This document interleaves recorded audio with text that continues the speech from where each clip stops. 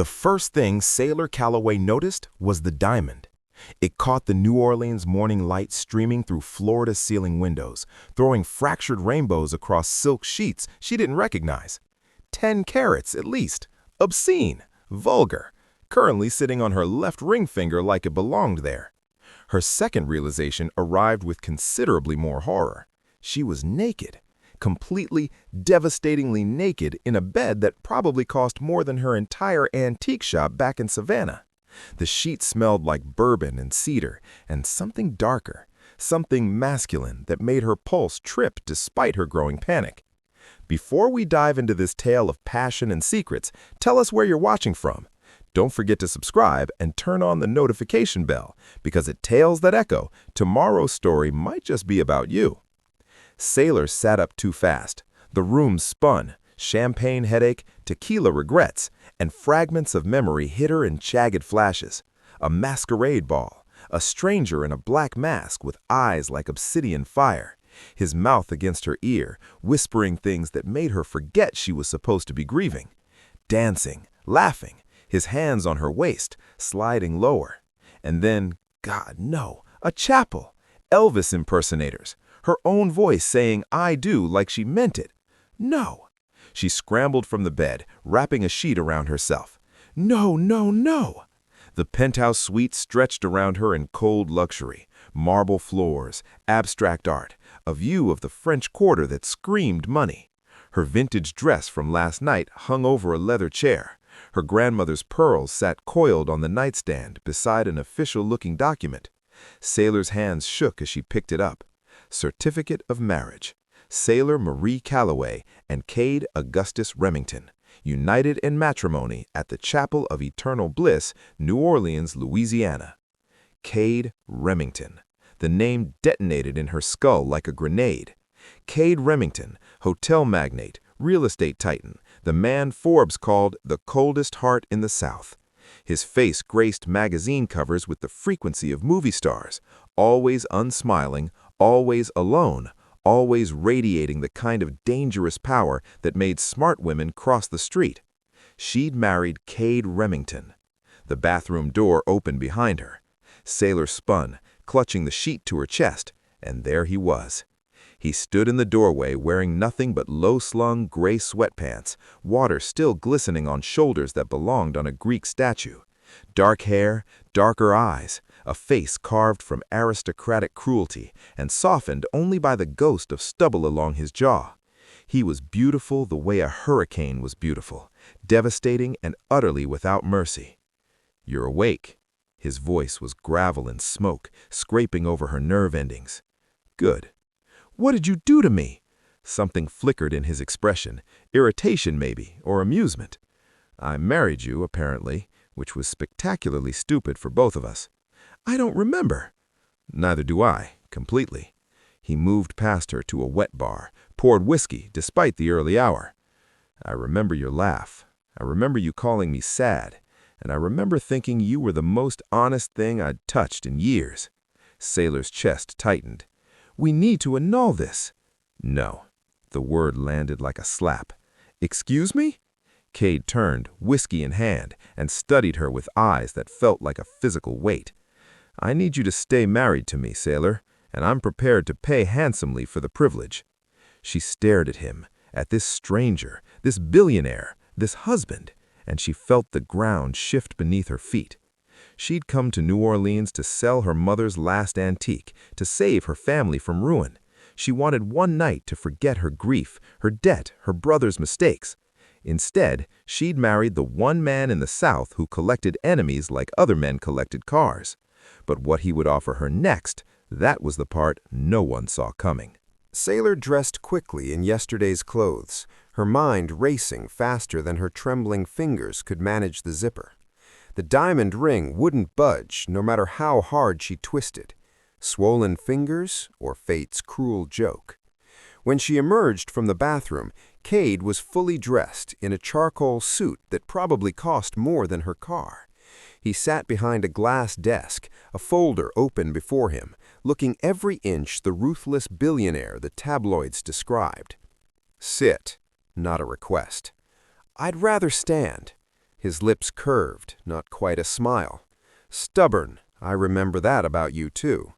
"You don't know me." "I know you're Saylor Calloway, owner of Calloway & Co. Antiques in Savannah. I know your mother died 8 months ago and left you a shop drowning in debt. I know your brother owes $200,000 to people who break bones as payment reminders." His dark eyes pinned her in place. "I know you're desperate, and I know I can help." Cold washed through her veins. "How do you know all that?" "I had you investigated this morning." He said it like it was nothing, like her entire life wasn't splayed open on his desk. Standard precaution. "You investigated me. Your wife." "My accidental wife. There's a difference." He stood, moving around the desk with predatory grace. "Here's the situation. My father died 14 months ago. His will contains a clause requiring me to be legally married and cohabitating with my spouse for 45 consecutive days before my 35th birthday, which is in 7 weeks, or his entire estate passes to my stepbrother." Saylor's head spun. "What?" "My father was a controlling bastard who believed marriage would settle me. My stepbrother Thatcher helped him write the clause as insurance." Cade's jaw tightened. "They've been trying to destroy me since I was old enough to fight back." "That's insane." "That's family." He held out the folder. "I'm offering you $800,000 to remain my wife for 45 days, live in my home, share my bedroom, convince my board of directors and my enemies that we're desperately in love." The number punched the air from her lungs. $800,000. She could save the shop, pay off her brother's debts, start over. "Share your bedroom?" Her voice came out strangled. "For appearances. The staff will gossip. Thatcher has spies everywhere." He stepped closer, close enough that she could smell his cologne, dark and expensive. "I won't touch you unless you want me to." "I won't want you to." His smile was slow, dangerous.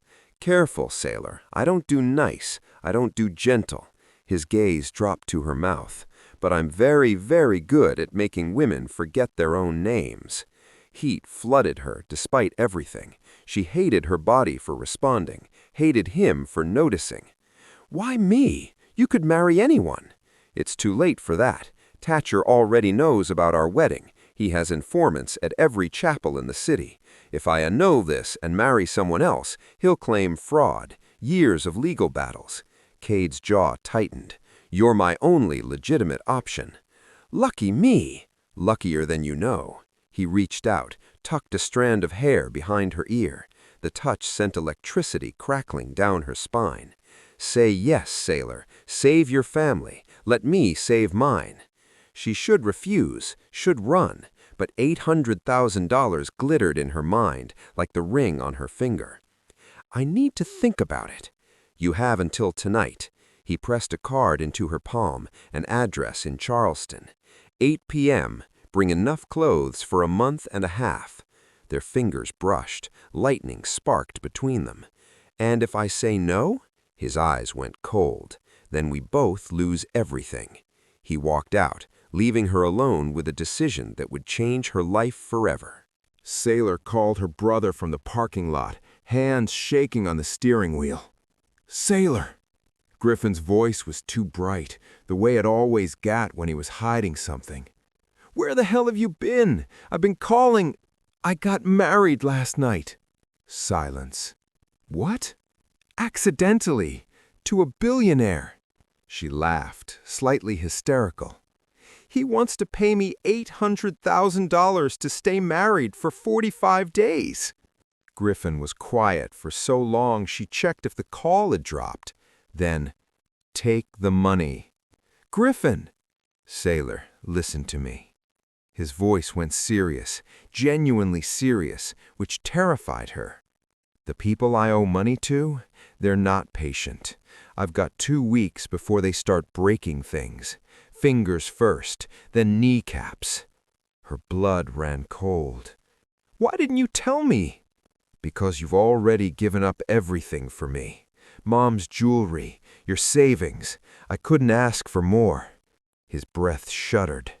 But if you can get $800,000 by playing house with some rich guy, do it. Save yourself. Save the shop. Save you? Yeah, he sounded broken. Save me, too. That night, Saylor stood outside the gates of Cade Remington's Charleston mansion with 2 suitcases and a stomach full of dread. The house was obscene, all white columns and sprawling elegance, like a plantation reimagined for a man with unlimited funds and zero warmth. The gates swung open before she pressed the intercom. He was waiting for her. Cade stood in the doorway in dark jeans and a white shirt, sleeves rolled to reveal forearms that made her mouth go dry. Behind him, the mansion glowed with cold light. You came. Don't sound so surprised. I'm not. He took her suitcases before she could protest. I knew you would.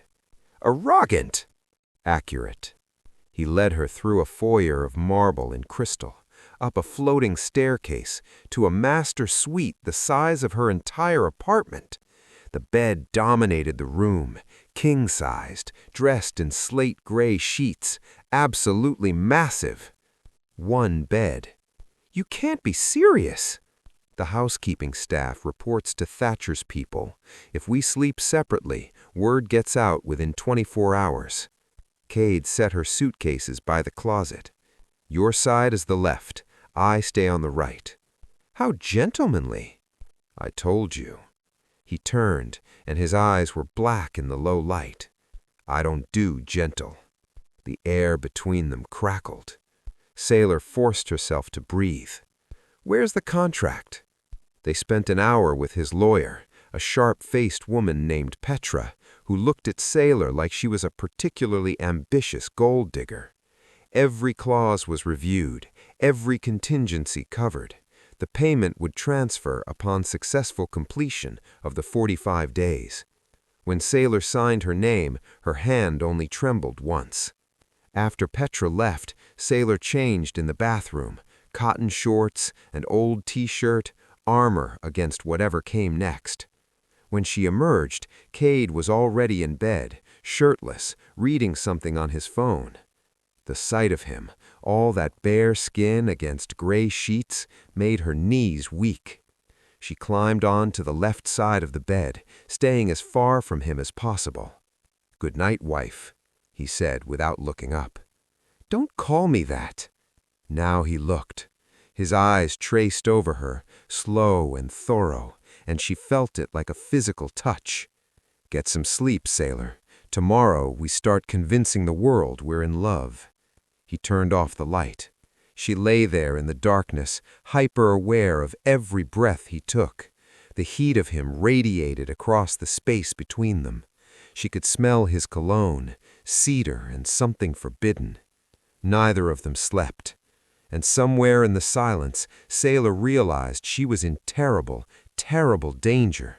Not from the marriage or the money or the scheming stepbrother, but from the way her heart raced every time Cade Remington looked at her like she was something he wanted to consume. The gala was a battle-heel dressed in crystal chandeliers. Saylor descended the mansion's grand staircase in a gown of midnight blue, the silk clinging to curves she'd forgotten she possessed. Cade's stylist had spent 3 hours transforming her from small-town antique dealer into something that belonged on his arm. Hair swept into an elegant twist, diamonds dripping from her ears, heels that made her legs look endless. Cade waited at the bottom, devastating in a black tuxedo.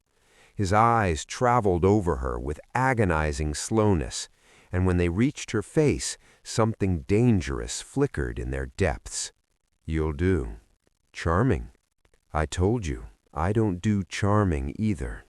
The Remington Hotel's grand ballroom glittered with Charleston's elite, old money dripping in pearls, new money desperate to belong, and predators circling in tailored suits. Saylor felt their stares like knives, curious and calculating. Who is she? Where did she come from? How long until he discards her? Cade guided her through the crowd, introducing her as his wife with a possessiveness that made her pulse stutter. Her hand never left her body, her back, her waist, her hip, claiming her with every touch. "Smile," he murmured against her ear. "You look terrified." "I am terrified." "Good. Use it. Fear and desire look remarkably similar." Before she could respond, a voice sliced through the crowd. "Well, well, the blushing bride." Thatcher Remington materialized like a bad omen. He shared Cade's dark coloring, but none of his brutal elegance. His features were softer, his smile oilier, his eyes empty of anything resembling warmth. "Brother." Cade's voice could have frozen the champagne. "I didn't expect you." "And miss meeting my new sister-in-law?" Thatcher's gaze crawled over Saylor. "She's lovely. Wherever did you find her?" "None of your concern." "Everything about your marriage is my concern." Thatcher stepped closer, especially when it appeared so conveniently. "Tell me, Mrs. Remington, do you actually love my brother, or did you simply love his bank account?" Heat flooded Saylor's face. "I don't—" "Careful." Cade's arm tightened around her waist. "You're speaking to my wife." "Your wife?" Thatcher laughed. "A woman you've known for what, a week? Forgive me if I'm skeptical about this great love story." Around them, conversations had stilled. Guests watched with barely concealed hunger for scandal. Thatcher leaned in, his voice dropping. "Enjoy the fairy tale while it lasts, sweetheart.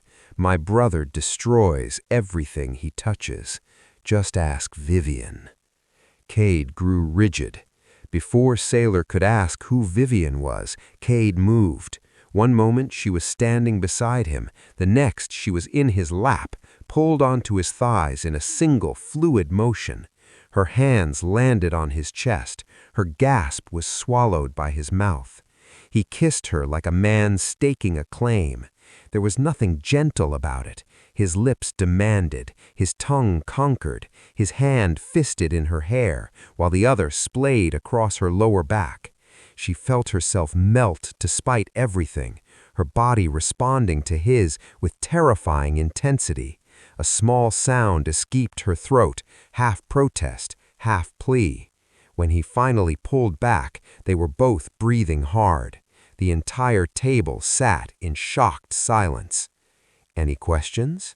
Cade asked mildly. No one spoke. Thatcher's smile had curdled into something ugly. He turned and disappeared into the crowd. Saylor's lips were swollen, her heart was racing, and when she looked at Cade, his eyes burned with something that had nothing to do with performance. Have you ever been kissed like you were the only person in the room that mattered? Like the man holding you would burn the world down before letting you go?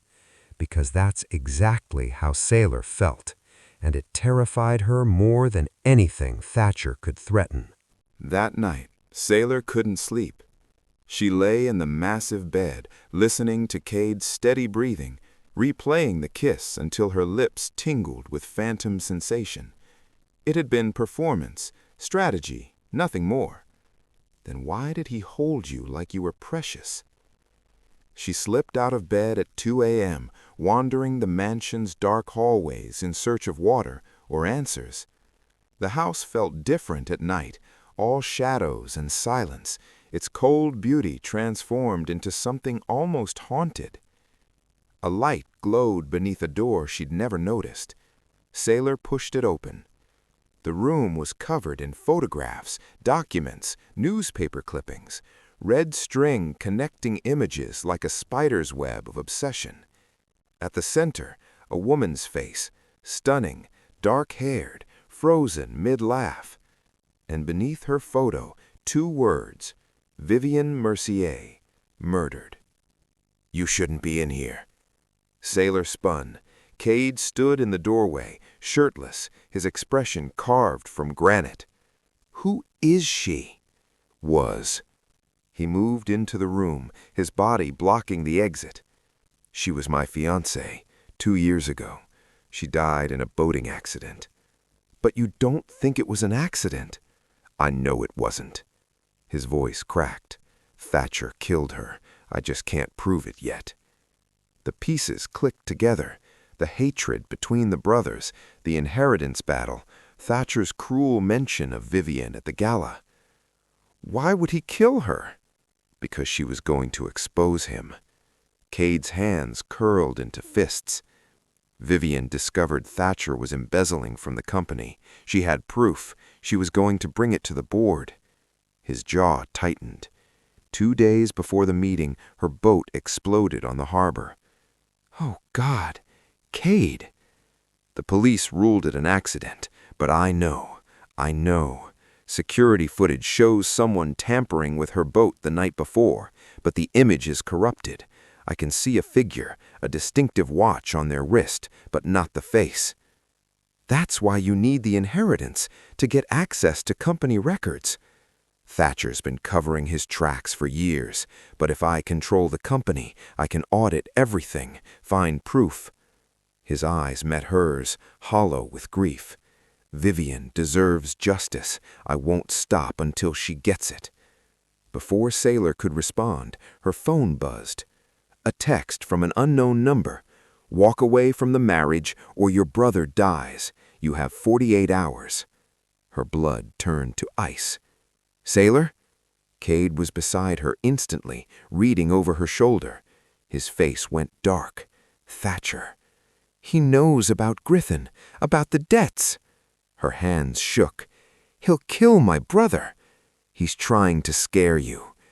It's working. Cade gripped her shoulders, forcing her to meet his eyes. Listen to me. Thatcher is a coward who hires others to do his dirty work. I have security on your brother already. I've had them watching since you agreed to this. What? I protect what's mine. The words were fierce. And for the next 45 days, you're mine. That includes your family. Tears burned her eyes. Why do you care? This is supposed to be a transaction. Something shifted in his expression, something raw and unguarded. I don't know, he admitted quietly, but I do. Would you sacrifice your heart to save your family? Or would you stay and fight, even knowing you might lose them both? Standing in that room full of ghosts, Saylor made her choice. Tell me what you need me to do, she whispered. I'm not running. The next 2 weeks passed in a blur of galas, board meetings, and suffocating tension. They played their roles flawlessly. The devoted newlyweds, madly in love, unable to keep their hands off each other. Saylor learned to lean into Cade's touch, to smile when he whispered in her ear, to pretend her heart didn't race every time he pulled her close. But at night, in the darkness of their shared bed, the pretense became torture. They never touched. An invisible barrier ran down the center of the mattress, a line neither crossed. Yet Saylor felt him constantly, his heat, his breathing, the restless way he shifted when sleep wouldn't come. On day 17, something broke. They'd attended a charity auction where Thatcher spent the evening making veiled threats disguised as small talk. By the time they returned to the mansion, Saylor was exhausted, furious, and vibrating with emotions she couldn't name. Cade followed her into the bedroom, loosening his tie. You handled him well tonight. I wanted to throw champagne in his face. That would have been counterproductive. He shrugged off his jacket. Also entertaining. Saylor unzipped her dress with shaking fingers, too tired for modesty. The silk pooled at her feet. She stood in nothing but black lace, reaching for her robe.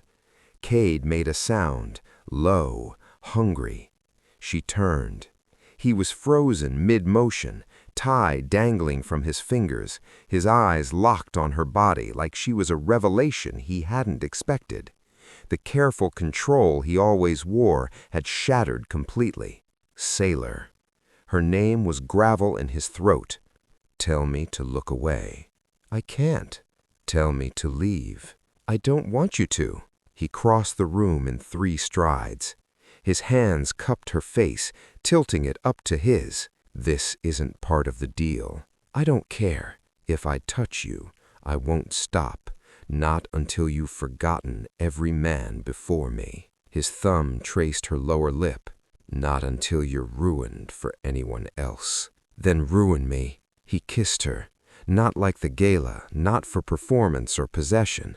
This was consuming, devastating, a man finally surrendering to something he'd fought too long. His hands mapped her body with reverent hunger. Her fingers tangled in his hair. They stumbled toward the bed, shedding his clothes along the way. When he laid her down, he paused, hovering over her with something like wonder. Say it. His voice was wrecked. Say you're mine. I'm yours, Saylor. I'm yours, Cade. Only yours. He undid himself. What followed was fire and darkness and pleasure so intense she forgot her own name, just as he'd promised. He was relentless, worshipful, utterly without mercy. And when she finally shattered, his name tore from her lips like a prayer. Afterwards, tangled together in ruined sheets, Cade traced patterns on her shoulder. This changes things, he murmured. I know. I'm not letting you go after 45 days. His arm tightened around her. I'll find another reason to keep you. I'll pay you. I'll beg, whatever it takes. You don't have to beg. No? He lifted his head, and his eyes held something she'd never seen before. Vulnerability, hope, terror. I love you, she whispered. The words hung between them. For a moment, Cade didn't breathe. Then he kissed her, soft this time, achingly tender. I love you too. The confession sounded torn from him. God help us both. They made love again, slower this time, sweeter. And somewhere in the darkness, neither of them noticed Cade's phone light up with a message from a blocked number. She'll die like Vivian did. Enjoy her while you can. Saylor woke alone. The sheets beside her were cold, the pillow still dented from where Cade's head had rested. Morning light poured through the windows, and for a moment she let herself smile. Last night had changed everything. The deal had become something real. She found him in his study, dressed for business, speaking in low tones with a man she'd seen around the mansion, tall, broad-shouldered, with military short hair and watchful eyes. Cade's head of security, Blaine, she remembered. Need those files secured before the board meeting, Cade was saying. He looked up when she entered, and something flickered across his face. Not warmth, something closer to guilt. Morning. She moved toward him. Everything okay? Fine, just work. He didn't kiss her, didn't touch her. Blaine was updating me on security protocols.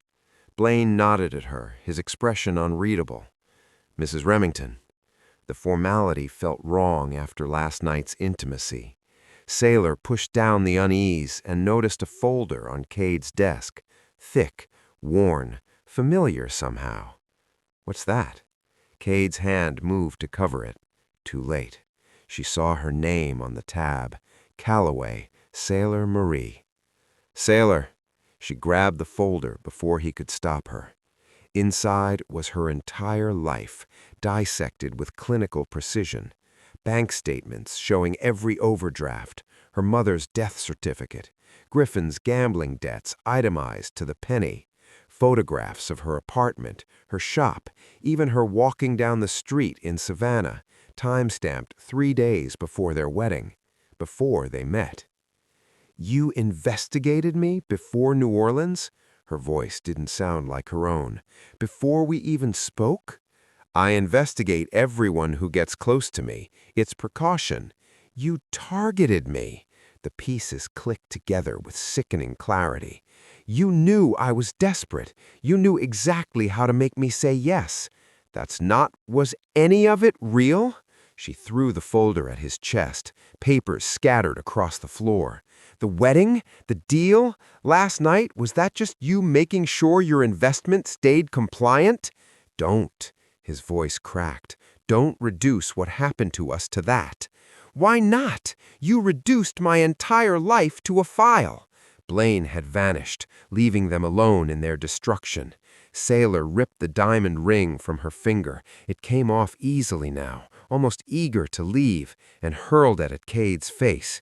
He caught it. Of course he did. I'm done. Find another wife to buy. Saylor, please, don't follow me. She made it to her car before the tears came, made it out of the gates before her hands started shaking so badly she had to pull over. Her phone buzzed, a text from Griffin. Men at my apartment said you'd know what to do. Saylor, I'm scared. Attached was a photo, her brother, bloody-lipped, terrified, held by two men in dark suits.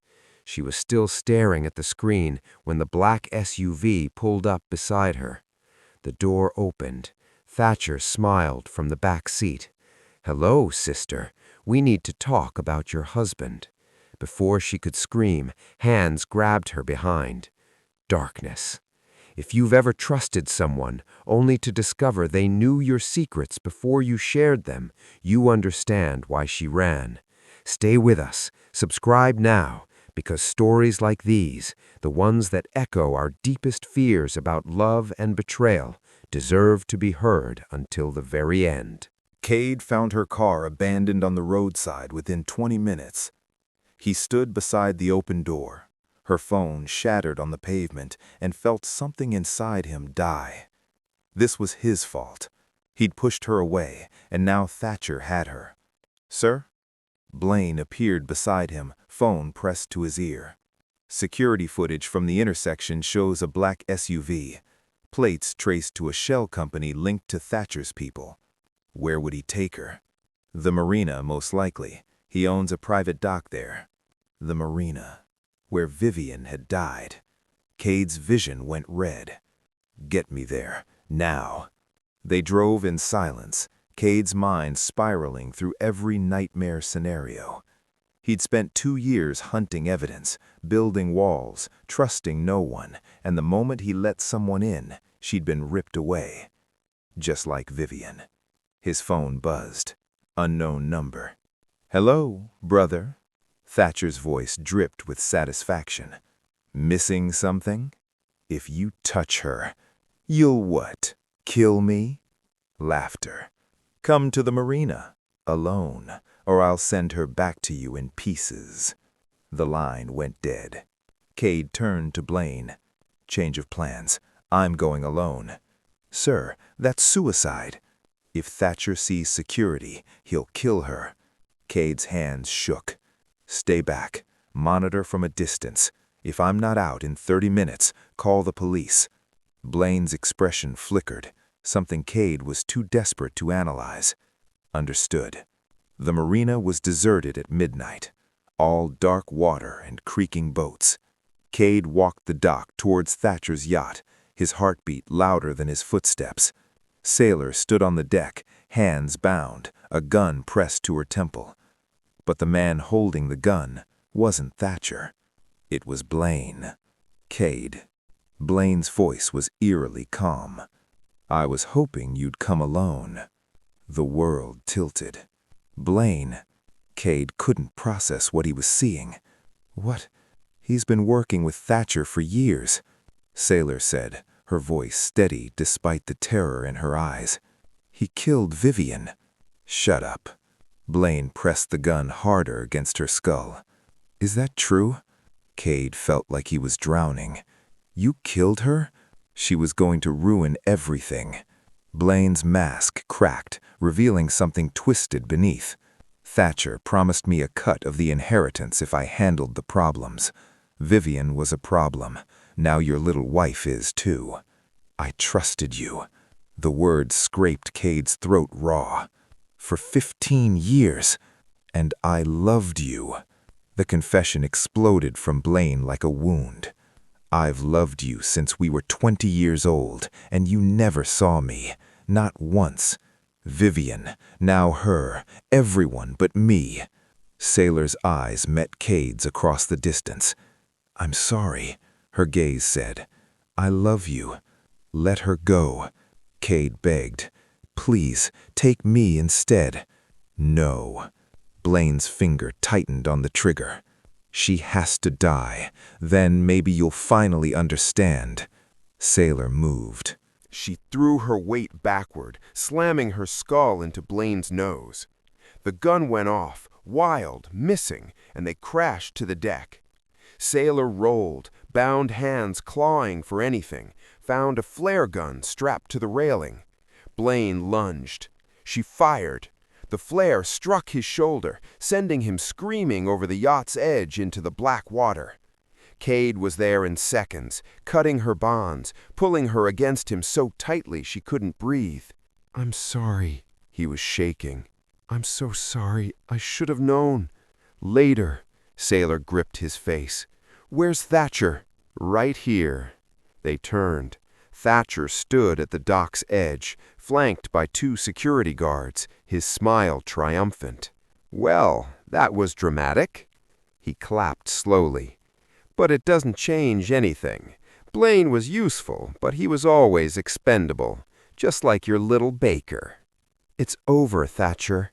Cade stepped in front of Saylor. "The police are on their way. Blaine will talk." "Blaine is currently drowning." Thatcher shrugged. "And even if he survives, it's his word against mine. I'm a Remington. He's hired help." "You won't get away with this." "I already have." Thatcher's eyes gleamed. "The board meets tomorrow. You failed to maintain a legitimate marriage. Your wife clearly left you tonight. The inheritance reverts to me. Game over." Saylor's mind raced. He was right. Without proof of their marriage's legitimacy, without evidence of Thatcher's crimes, he would win. The empire would be his. Vivienne would never get justice. Unless... She stepped forward. "The marriage is legitimate," she said clearly. "Please, I'm pregnant." Silence. Cade went still beside her. Thatcher's smile faltered. "You're lying." "Am I?" Saylor placed her hand on her stomach, praying her face didn't betray the bluff. "DNA tests will confirm paternity. The timeline proves consummation. And if you contest our marriage now, you'll be fighting a pregnant woman in court. The optics will destroy you." Thatcher's mask cracked. You can't possibly." "I can. I am." She stepped closer. "Give up, Thatcher. You've lost." "I haven't lost anything." He was unraveling now, years of careful control shattering. "I killed Vivienne. I paid Blaine to blow up her boat. I've been embezzling from this company for a decade, and I will not lose to some nobody you picked up in a bar." The confession rang across the water, and behind Thatcher, stepping from the shadows with recording equipment in hand, stood Griffin Calloway and 2 police officers. "Got it all," Griffin said, grinning despite his split lip. "Every word." Thatcher spun, realized his mistake, and tried to run. He didn't get far. As the police dragged him away in handcuffs, screaming threats and denials, Cade pulled Saylor into his arms. "Pregnant?" he murmured against her hair. "I lied." "I know." He kissed her temple. "I told him it was brilliant." She lied to save the man she loved. He nearly killed for her. Is deception forgivable when the cause is love? Tell us in the comments. "How did Griffin—" "I called him when you were taken." Cade pulled back, cupping her face. "Told him everything. He insisted on helping, said something about making up for the gambling debts." Saylor laughed, or sobbed. She wasn't sure anymore. "Take me home," she whispered. "Please." "Always." 3 months later, Saylor stood in the garden of the Charleston mansion and watched Cade straighten his tie. "Nervous?" she asked. Terrified. He crossed to her, taking her hands. "I've married you before, but I was drunk that time." "And now?" "Stone-cold sober. And certain." The garden bloomed with white roses and filled with people who mattered.